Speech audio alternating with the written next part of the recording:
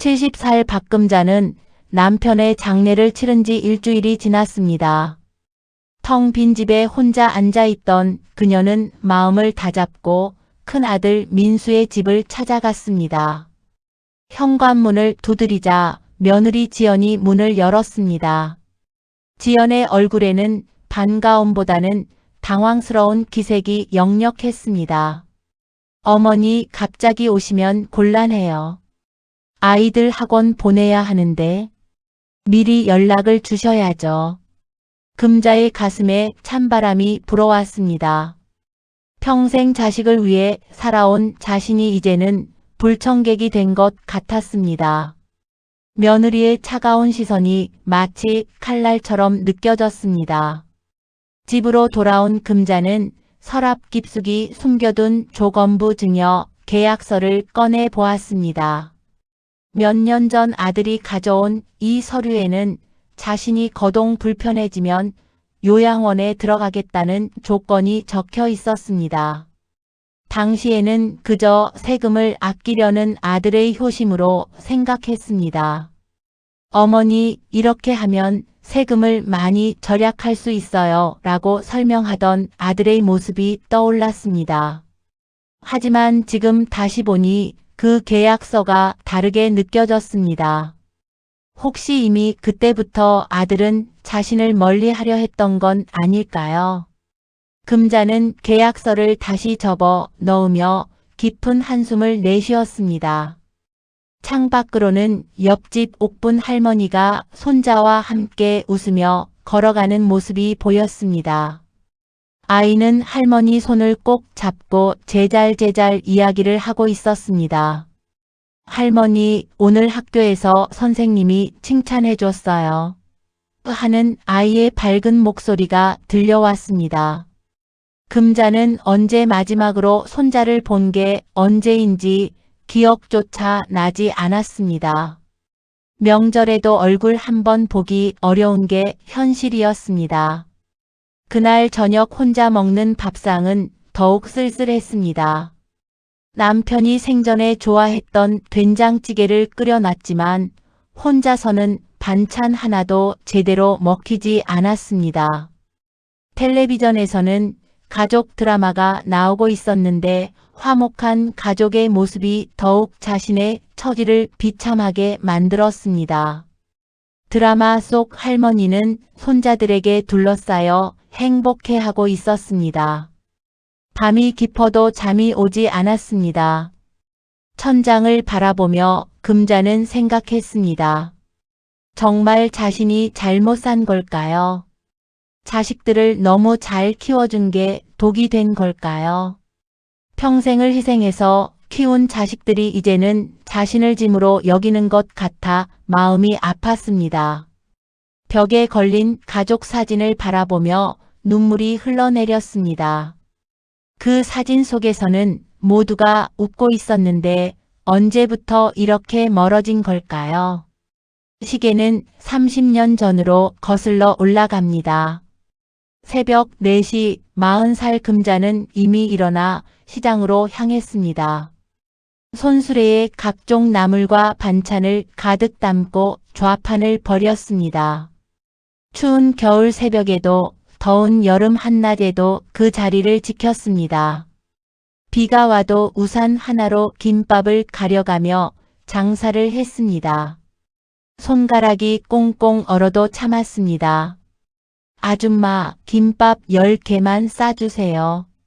매일 맛있게 잘 먹고 있어요. 학원가 앞에서 김밥을 파는 금자를 학생들이 불렀습니다. 그녀는 정성스럽게 김밥을 말아주며 마음속으로 기도했습니다. 우리 민수도 저 아이들처럼 열심히 공부해서 꼭 성공하길 바란다고 말입니다. 손가락이 시려워도 김밥 하나하나에 마음을 담았습니다. 김 한 장 한 장에도 사랑을 담아 말아주었습니다. 저녁에 집으로 돌아온 금자는 피곤한 몸을 이끌고 아들의 학원비를 준비했습니다. 손등이 갈라지고 허리가 아팠지만 그런 건 중요하지 않았습니다. 아들 민수가 책상에 앉아 공부하는 모습을 보면 모든 고생이 보상받는 기분이었습니다. 딸 미정이 엄마 힘들지? 하고 물어올 때면 괜찮다며 웃어 넘겼습니다. 엄마 고생 많으세요. 저 꼭 성공해서 엄마 편하게 해드릴게요. 큰 집도 사드리고 좋은 옷도 사드릴게요. 어린 민수가 그렇게 말할 때마다 금자의 마음은 벅찼습니다. 그 약속을 믿으며 또 다른 하루를 버텨냈습니다. 다른 엄마들이 아이들과 놀이공원에 갈 때 금자는 시장에서 하루 종일 서 있었습니다. 친구들과 수다 떨 시간도 없었습니다. 오직 자식들의 미래만을 생각하며 살았습니다. 그때는 몰랐습니다. 자신의 모든 것을 자식에게 쏟아붓는 것이 과연 옳은 일인지 말입니다. 자식을 위해서라면 무엇이든 할 수 있다고 생각했습니다. 내 행복은 뒤로 미뤄두고 오직 아이들만을 위해 살았습니다. 그것이 엄마의 당연한 도리라고 믿었습니다. 자신을 희생하는 것이 사랑이라고 생각했습니다. 밤늦게 돌아와서도 다음날 장사할 반찬을 준비했습니다. 새벽 2시까지 김치를 담그고 나물을 무쳤습니다. 잠들기 전 아이들 이불을 덮어주며 행복을 느꼈습니다. 우리 아이들아, 건강하게만 자라다오라고 속삭이며 이마에 입맞춤을 해주었습니다. 그때는 정말 행복했습니다. 비록 몸은 힘들었지만 마음만큼은 충만했습니다. 시장에서 만나는 다른 어머니들과 자식 자랑을 할 때가 가장 즐거웠습니다. 우리 민수는 반에서 몇 등이래, 미정이는 그림 그리기를 잘해하며 이야기할 때면 모든 피로가 사라졌습니다. 그럴 때만큼은 세상에서 가장 부자가 된 기분이었습니다. 20년이 흘렀습니다.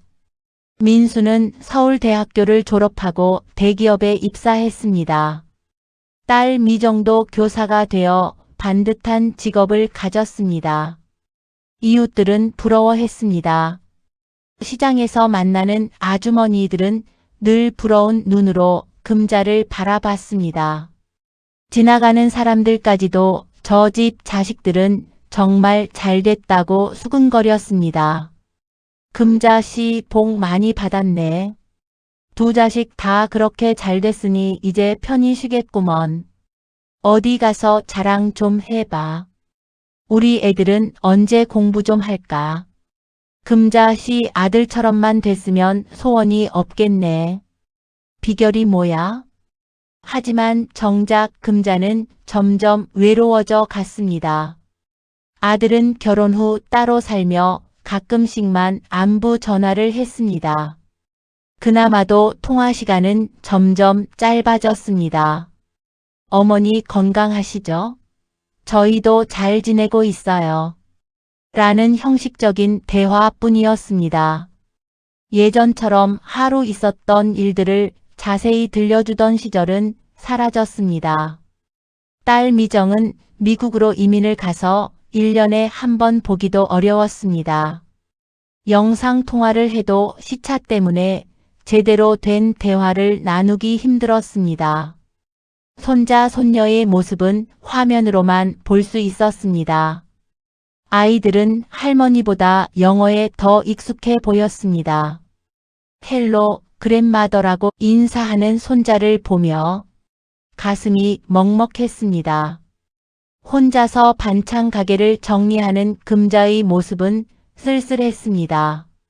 40년 넘게 지켜온 그 자리를 떠나는 것이 마치 자신의 인생을 정리하는 것 같았습니다. 단골 아주머니들이 하나둘 작별 인사를 건넸습니다. 그들의 눈에는 부러움과 함께 아쉬움이 섞여 있었습니다. 사모님, 그동안 맛있는 반찬 고마웠어요. 이제 아들 며느리가 잘 모실 텐데 좋겠어요. 우리도 언제 그런 날이 올까요? 가게 문을 마지막으로 잠그며 금자는 중얼거렸습니다. 이제 정말 할머니가 됐구나. 내 역할은 끝난 건가? 집으로 돌아온 금자 앞에는 너무나 조용한 일상이 기다리고 있었습니다. 텔레비전 소리만이 정막을 깨뜨렸습니다. 아들에게서 오는 전화는 점점 줄어들었고 대화도 짧아졌습니다. 며느리와는 더더욱 대화할 기회가 없었습니다. 명절 인사도 형식적이었습니다. 가끔 혼자 생각해 봤습니다. 이렇게 자식들이 성공한 것이 정말 행복한 일일까요? 성공은 했지만 엄마와는 멀어져만 가는 아이들을 보며 무언가 잘못됐다는 생각이 들었습니다. 혹시 내가 너무 많은 것을 주었기 때문에 당연하게 여기는 건 아닐까요? 감사함을 잃어버린 건 아닐까요? 이웃들은 여전히 부러워했지만 금자는 공허함만 느꼈습니다. 성공한 자식을 둔 자랑스러운 어머니라는 타이틀이 점점 무거워졌습니다. 명절이 다가왔지만 아들 가족에게서는 연락이 없었습니다. 금자가 먼저 전화를 걸어야 했습니다. 마음속으로는 아들이 먼저 연락하기를 기다렸지만 결국 참지 못하고 전화기를 들었습니다. 벌써 며칠째 망설이다가 용기를 낸 것이었습니다. 민수야, 이번 추석에는 집에 오니? 엄마가 네가 좋아하는 송편도 만들어 놨고 갈비찜도 준비해뒀어. 어머니, 저희가 처가로 가기로 했어요. 죄송해요. 다음에 꼭 뵐게요. 아이들도 외할머니 보고 싶어 해서요. 매번 같은 핑계였습니다. 처가, 아이들 학원, 회사 일 등등. 항상 무언가 바쁜 일이 있었습니다. 금자는 더 이상 묻지 않았습니다. 물어봐도 답은 뻔했으니까요. 처가는 자주 가면서 친정은 왜 이렇게 뒷전일까요? 그래, 알겠다. 아이들한테 할머니가 보고 싶다고 전해줘. 전화를 끊고 나면 혼자 준비해둔 명절 음식들이 더욱 쓸쓸해 보였습니다. 금자가 혈압약을 먹다가 쓰러져 병원에 입원했을 때도 며느리 지연은 문병을 오지 않았습니다. 민수마저도 하루 늦게 나타났습니다. 직장 동료들은 어머님 괜찮으시냐며 걱정해 주는데 정작 가족들은 무관심했습니다. 어머니 죄송해요. 급한 회의가 있어서요. 병원에서 뭐라고 했어요? 어머니 저희가 너무 바빠서요. 간병인 써드릴게요. 그게 어머니께도 편하실 거예요. 전문적으로 돌봐드릴 수 있으니까요. 전화 너머 지연의 목소리는 차갑기만 했습니다. 마치 남의 일처럼 들렸습니다. 업무를 처리하듯 기계적인 톤이었습니다. 반면 옆 병상의 할머니에게는 매일 가족들이 찾아왔습니다. 손자가 그린 그림을 들고 온 모습을 보며 금자는 더욱 쓸쓸해졌습니다. 할머니 빨리 나으세요. 제가 매일 올게요. 할머니 없으면 안 돼요. 5살 손자의 말에 그 할머니는 눈물을 글썽였습니다. 금자는 언제 마지막으로 손자를 안아봤는지 기억나지 않았습니다. 손자의 체온을 느껴본 게 언제였을까요? 퇴원 후에도 금자의 외로움은 계속되었습니다. 가끔 찾아오는 이웃 옥분 할머니만이 유일한 말동무였습니다. 옥분이는 늘 손자, 손녀 이야기로 꽃을 피웠습니다. 그 이야기를 들으며 금자는 대리만족을 느꼈습니다. 우리 손자가 또 1등 했다네. 할머니 보고 싶다고 매일 전화해. 이번 주말에도 온다고 하더라고. 뭐 해줄까 고민 중이야. 손녀가 케이크를 직접 만들어서 가져왔어. 할머니 생신이라고 말이야. 그렇게 예쁠 수가 없더라고. 그럴 때마다 금자는 괜한 미소를 지으며 부러움을 감췄습니다. 같은 또래의 비슷한 처지인데도 왜 이렇게 다른지 모르겠었습니다. 혹시 내가 뭔가 잘못했나 하는 자책감까지 들었습니다. 너무 많이 주어서 당연하게 여기게 만든 건 아닐까요? 남편이 세상을 떠난 후 금자는 깊은 공허감에 빠졌습니다. 50년을 함께 산 반쪽이 사라지니 세상이 절반으로 줄어든 것 같았습니다. 말동무도 없고 함께 밥 먹을 사람도 없었습니다. 혼자 지내기가 힘들어진 그녀는 용기를 내어 아들에게 전화했습니다. 가슴이 떨렸지만 어쩔 수 없었습니다. 민수야, 아빠 없으니까 너무 무섭고 외로워. 며칠만 재워주면 안 될까? 오래 있을 생각은 없어. 정말 며칠만. 잠시 침묵이 흐른 후 며느리 지연의 목소리가 들렸습니다. 아들이 아니라 며느리가 대답하는 것부터 서운했습니다. 마치 아들 대신 방패막이 역할을 하는 것 같았습니다. 어머니, 원룸 하나 얻으시면 자유롭잖아요. 저희도 아이들 때문에 신경 쓸 게 많아서요. 어머니도 독립적으로 사시는 게 좋으실 거예요. 요즘은 좋은 원룸들이 많아요. 금자는 말문이 막혔습니다. 독립적으로 산다니요? 평생 자식들을 위해 희생해온 자신이 이제는 짐짝 취급을 받는 것입니다. 가슴이 찢어질 것 같았습니다. 70평생을 살아오며 이렇게 모욕적인 말을 들어본 적이 없었습니다. 민수야, 내 생각은 어떠니? 엄마한테 한마디 해봐. 전화 너머 아들은 끝내 대답하지 않았습니다. 그 침묵이 모든 것을 말해 주었습니다. 아들조차 며느리 편에 서 있다는 것을 말이죠. 자신을 키워준 어머니보다 결혼한 지 몇 년 안 된 아내를 택한 것입니다. 전화를 끊은 금자는 한참을 울었습니다. 내가 뭘 잘못했지? 내가 어디서 길을 잘못 들었을까? 그날 밤 금자는 잠들지 못하고 뒤척였습니다. 창밖으로 보이는 옆집에는 따뜻한 불빛이 켜져 있었습니다. 옥분 할머니 가족이 함께 저녁을 먹는 모습이 보였습니다.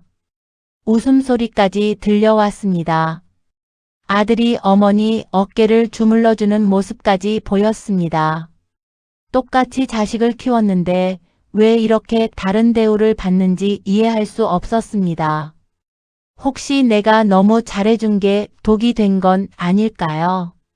자식들이 당연하게 여기게 만든 건 아닐까요? 감사함을 잃게 만든 건 아닐까요?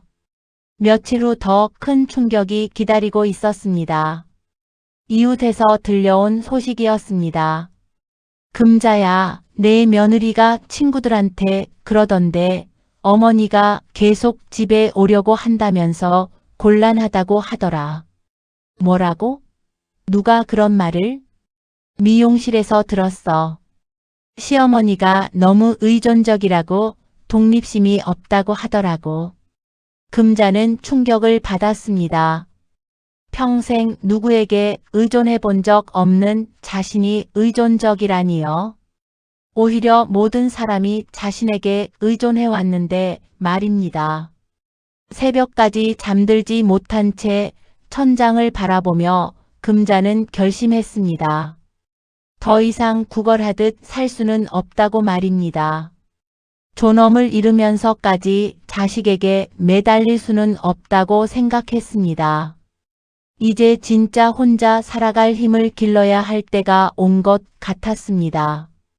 다음 날 아침 금자는 마음을 단단히 먹었습니다. 서랍에서 조건부 증여 계약서를 꺼내 들고 법무사 사무소를 찾아갔습니다. 처음 가보는 곳이라 떨렸지만 용기를 냈습니다. 입구에서 한참을 망설이다가 문을 열고 들어갔습니다. 젊은 법무사 조현석이 친절하게 맞아주었습니다. 어르신, 어떤 일로 오셨나요? 편하게 말씀해 주세요. 금자는 떨리는 손으로 계약서를 건넸습니다. 목소리도 떨렸지만 최대한 또박또박 설명했습니다. 조연석은 꼼꼼히 내용을 살펴보더니 고개를 끄덕였습니다. 어르신, 이 계약서를 보니 조건부 증여 해제가 가능할 것 같습니다. 계약 조건이 명확하게 위반되었네요. 정말요? 제가 이길 수 있을까요? 아들이 서울대 나왔고 며느리는 세무사예요. 저는 초등학교도 제대로 못 나왔는데요. 학력은 중요하지 않습니다. 법 앞에서는 모두 평등합니다. 충분히 승산이 있습니다. 계약 조건이 제대로 이행되지 않았다는 증거들이 많네요. 조연석은 금자에게 희망을 주었습니다. 그동안 쌓아둔 문자 메시지와 통화 기록, 병원 입원 기록 등이 모두 중요한 증거가 되었습니다. 며느리가 보낸 차가운 메시지들, 명절에도 오지 않았던 기록들, 병문안도 오지 않았던 사실들이 모두 도움이 될 것이라고 했습니다. 어르신, 법은 어르신 편이에요. 조건부 증여는 조건이 충족되어야 유효한 건데 며느리 측에서 의무를 다하지 않았으니까요. 특히 부양 의무를 소홀히 한 증거가 명확합니다. 그 말을 들은 순간 금자의 눈에 눈물이 고였습니다. 오랫동안 누군가의 편에 서본 적이 없었던 그녀에게는 큰 위로가 되었습니다. 처음으로 누군가 자신을 진짜로 도와주려 한다는 생각이 들었습니다. 이렇게 따뜻한 말을 들어본 게 언제였을까요? 비용은 얼마나 들까요? 저는 돈이 많지 않아서요. 어르신, 걱정하지 마세요. 이런 경우는 승소하면 상대방이 비용을 부담하게 됩니다. 그리고 저희는 어르신 같은 분들을 돕는 게 보람입니다. 며칠 후 아들에게 내용 증명이 발송되었습니다. 민수는 황급히 어머니를 찾아왔습니다. 당황한 기색이 역력했습니다.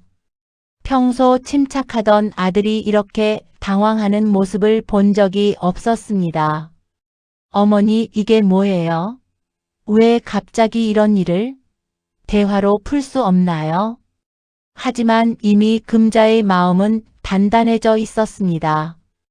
아들의 당황한 모습을 보니 오히려 마음이 후련했습니다. 이제 자신의 목소리를 낼 때가 온 것입니다. 민수야, 엄마도 사람이야. 지금까지 너무 참고 살았나 봐. 옆에 있던 며느리 지연의 얼굴은 이미 굳어 있었습니다. 평소 당당하던 모습은 온데간데 없이 사라져 있었습니다. 법정에는 며느리 지연이 거액의 변호사와 함께 나타났습니다. 양복을 말끔히 차려입은 변호사의 당당한 모습에 금자는 잠시 위축되었습니다. 과연 자신이 저런 전문가들과 맞설 수 있을까 하는 두려움이 들었습니다. 하지만 조연석 법무사가 든든하게 곁을 지켜주었습니다. 어르신, 걱정하지 마세요. 진실은 우리 편입니다. 법정에서는 돈이나 학벌이 아니라 사실이 중요해요. 재판이 시작되자 며느리 측 변호사가 먼저 공격을 시작했습니다. 목소리는 당당했고 논리는 정연해 보였습니다. 법정 용어들을 줄줄 늘어놓으며 기세를 올렸습니다.